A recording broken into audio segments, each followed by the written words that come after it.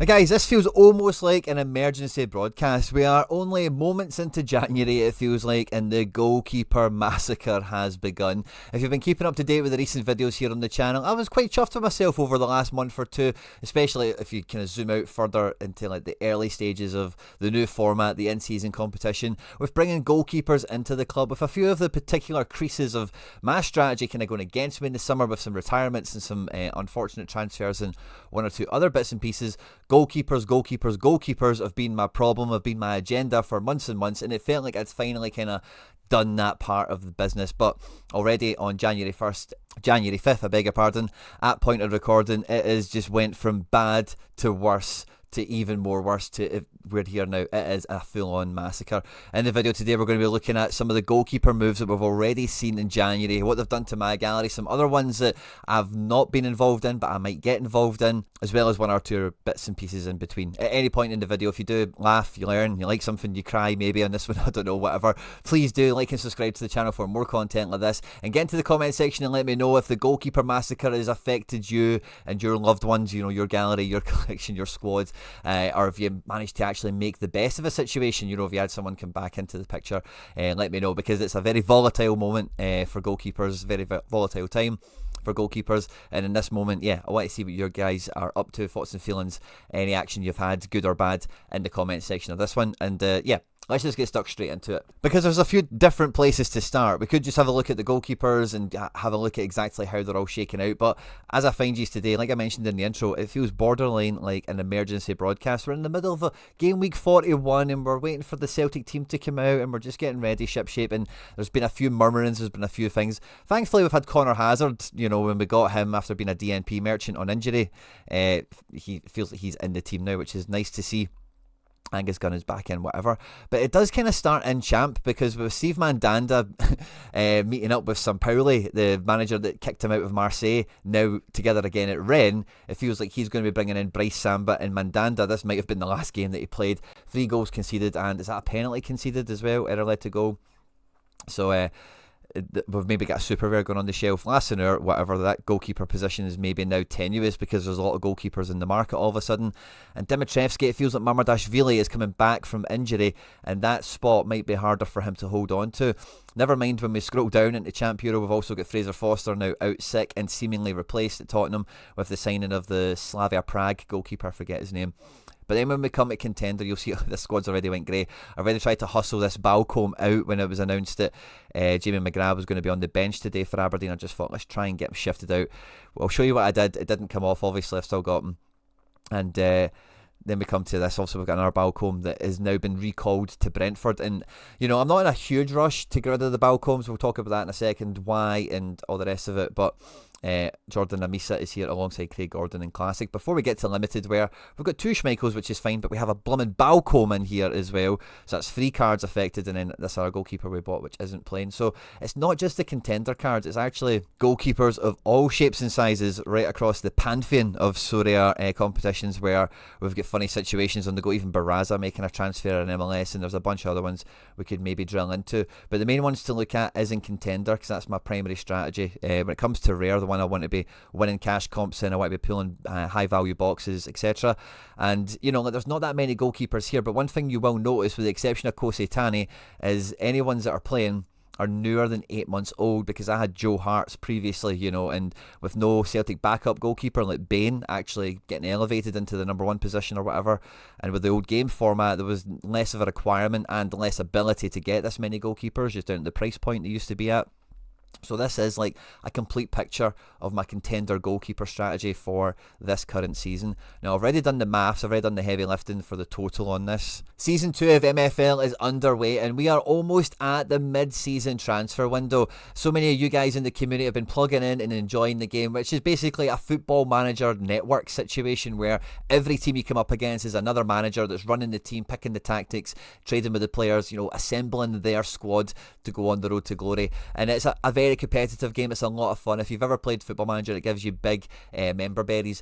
If you're interested in playing MFL and picking it up ahead of season 3, or maybe getting involved in some of the action they do for any latecomers that open up as Season 2 knocks on, then there's a link in the description in this video that will get you all the beginner free bonus stuff that you would need and want to open up your account and get started today. Make sure to check out the content I've got on the channel, which shows you how to open up the account and get started, as well as some key beginner mistakes that I made that you should definitely avoid. By clicking on that link, you support me and all the content here at the channel. So if you are going to play this game, please click on the link that's in my videos, please. It does make a big difference to me.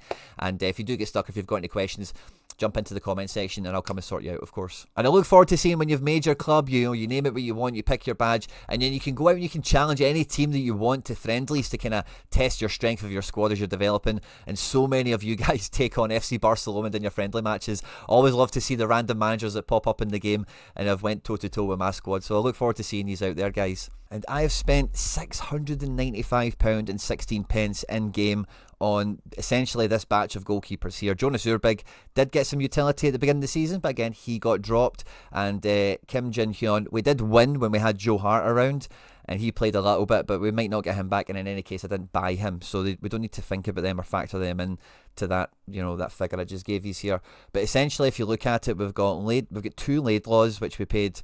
One was £83, the other one was £26. We got a nice kind of dollar cost average kind of situation out of the two of them. But with his injury, we then got a Jack Hamilton for £22, which we never got a match out of. We then had to follow that up with a Jordan Amisa. So that's like £163 on 4 goalkeepers for one club for one position. So those 4 cards are essentially one spot, hopefully, at the very least. And if Laidlaw gets back in, then we've also got 2 keepers, which is an absolute result. But Schmeichel and Sinisalo, again, there for one spot.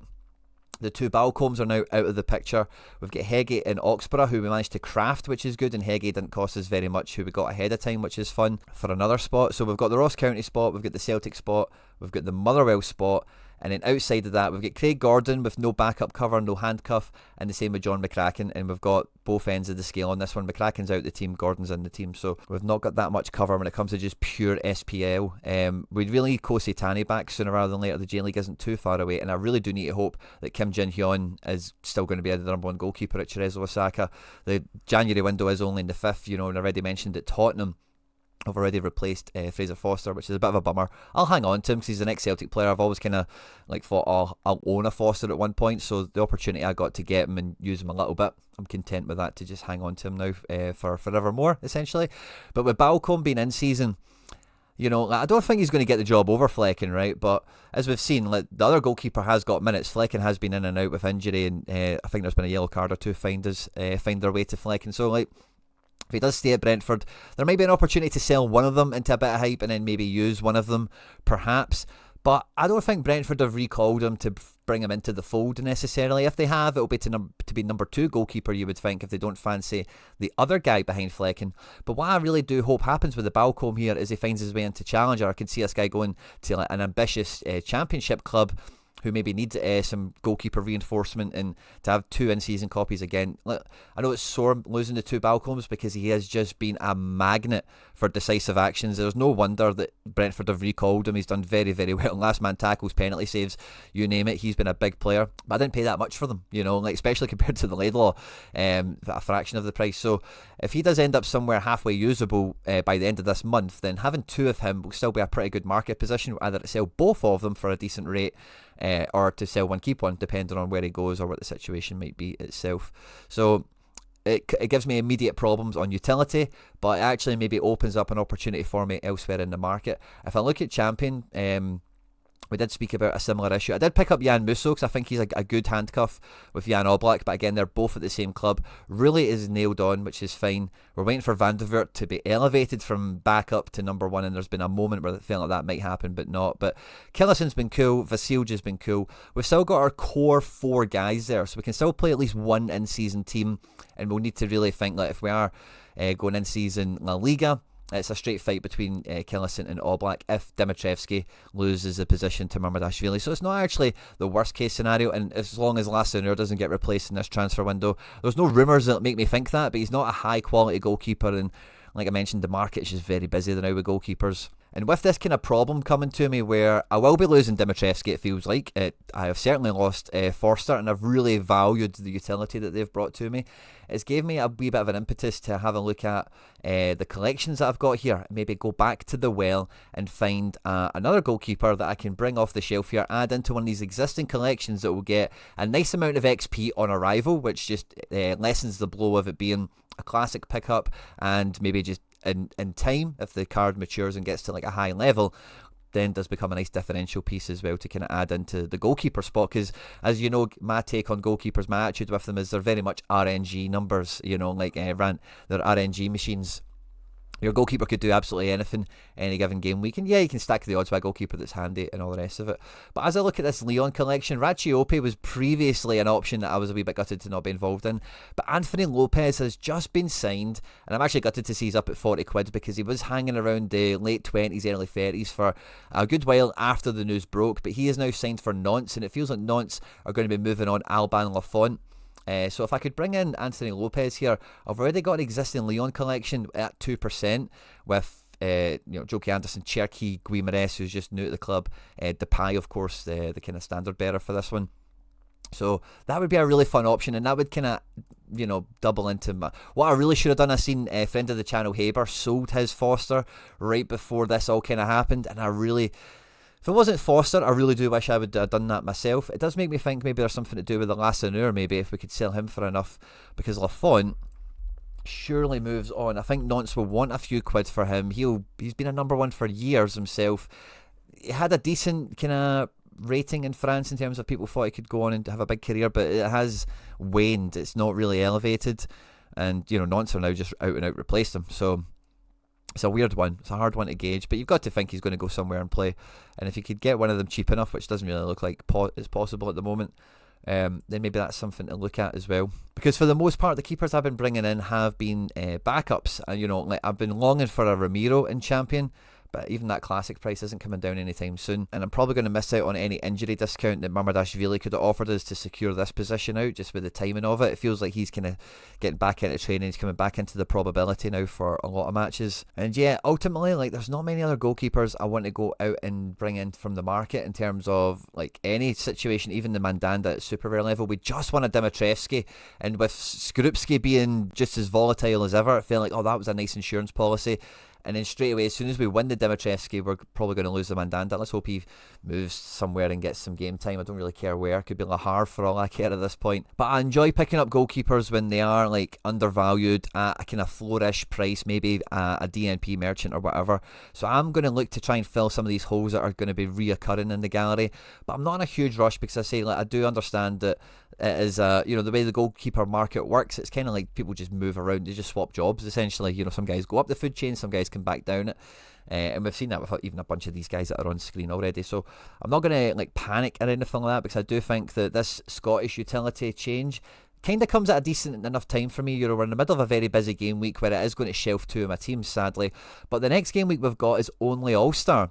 Now that means I can only play 2 rare teams and 2 limited teams, and I've got 2 limited Schmeichels. I've got Oxborough at rare, so this actually is perfect for me. Like, this is kind of me, I'm missing out on like a Gordon and maybe another keeper or something I'm forgetting, but yeah, the Ross County thing.